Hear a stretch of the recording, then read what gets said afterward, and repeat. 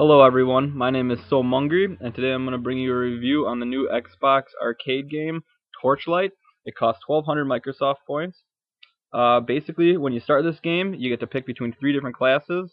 One is the Destroyer, which focuses on melees and is like a warrior. The second one is an alchemist. He would be like a magician or a sorcerer, and he uses magic. And the last one would be a vanquisher, and she uses range attacks with like bow and arrows and stuff like that. And you also get a pet. You get to pick between a wolf, a cat, and a dragon. Your pet can change at any time in the game if you choose to feed it fish, so the pet you start with won't necessarily be the pet you end with.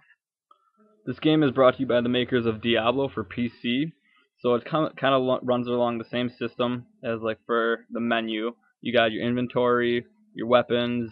It makes it real easy to upgrade your weapons, upgrade, in this case, your pet, and upgrade any spells you have if you're the sorcerer like I am, or you can upgrade abilities for the warrior and the vanquisher.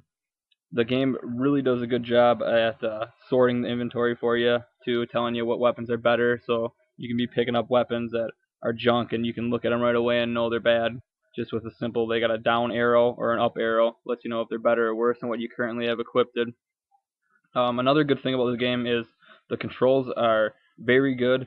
I wasn't sure how this would be because I'm used to the Diablo game where it's point and click and then kind of you got your hotkeys on the keyboard. But this works out pretty well. You got on the bottom of the screen you can see Y, LT, RT, and B are all hotkeys for spells you want to do, and you can assign them to anyone you want. So for the menu system and the control system, I wouldn't change a thing. I'd give them an A+ on their systems that they implemented.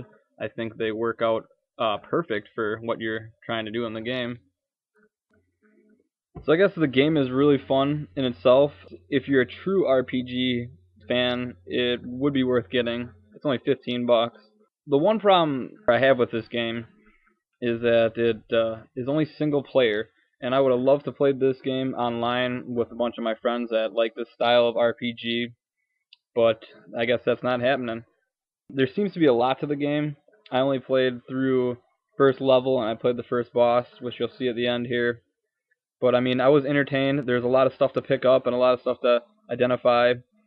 I didn't even go back to town to sell my other stuff to see how much gold it has. I noticed there's a leaderboard, and the leaderboard seems to be rated by how much gold you can pick up. I think it's kind of cool that, like you see here, I got a guy that I found in the mine with me. He's following me around.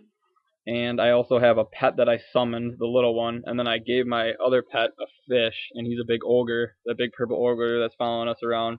So I think that's kind of cool, that you can kind of evolve through the game and change your pets and kind of do different things. And there seems to be like a lot to the structures. I mean, I'm going down in these caves and everything, and there's tons of different types of bad guys. There's big ogres, there's spiders, there's these little like dragon looking things. So I mean, looks like there's a lot of time and effort put into the game, but I mean, if it just had that multiplayer, it would be a for sure buy for me. I guess if you like RPGs, I think it's a steal at the $15, so I suggest picking it up.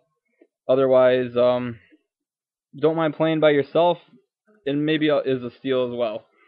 So I'd probably give this game maybe like a 7 out of 10, and I would have gave it a 9 out of 10 if the graphics were just a little bit better. They're okay, but I mean, this type of game you play for entertainment. You don't necessarily play for awesome, blowing out your socks graphics.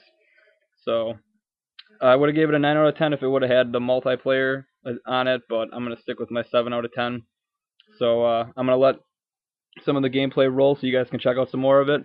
And this is Torchlight for the Xbox Live Arcade. It's 1,200 Microsoft points, and I hope you enjoyed.